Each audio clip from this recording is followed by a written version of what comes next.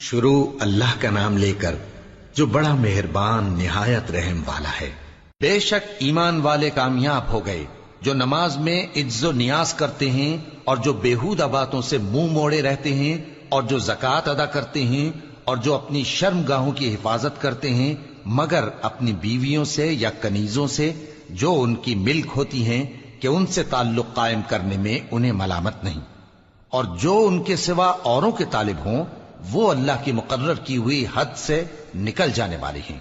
اور جو امانتوں اور اقراروں کو ملحوظ رکھتے ہیں اور جو نمازوں کی پابندی کرتے ہیں یہی لوگ میراث حاصل کرنے والے ہیں، یعنی جنت الفردوس کے وارث بنیں گے، وہ اس میں ہمیشہ رہیں گے۔ اور ہم نے انسان کو مٹی کے خلاصے سے پیدا کیا ہے، پھر اس کو ایک مضبوط اور محفوظ جگہ میں نطفہ بنا کر رکھا، پھر ہم نے نطفے کا لوتھڑا بنایا، پھر لوتھڑے کی بوٹی بنائی، پھر بوٹی کی ہڈیاں بنائیں، پھر ہڈیوں پر گوشت پوست چڑھایا، پھر اس کو نئی صورت میں بنا دیا۔ سو بڑا برکت والا ہے اللہ جو سب سے اچھا بنانے والا ہے۔ پھر اس کے بعد تم مر جاتے ہو، پھر قیامت کے روز اٹھا کھڑے کیے جاؤ گے، اور ہم نے تمہارے اوپر کی جانب 7 آسمان پیدا کیے، اور ہم خلقت سے غافل نہیں ہیں۔ اور ہم ہی نے آسمان سے ایک اندازے کے ساتھ پانی برسایا،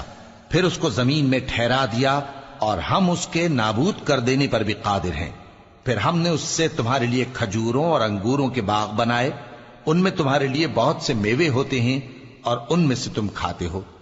اور وہ درخت بھی ہم ہی نے پیدا کیا جو طور سینا کے دامن میں ہوتا ہے، یعنی زیتون کا درخت کہ کھانے کے لیے روغن اور سالن لیے ہوئے اگتا ہے۔ اور تمہارے لیے چوپایوں میں بھی عبرت ہے کہ جو ان کے پیٹوں میں ہے اس سے ہم تمہیں دودھ پلاتے ہیں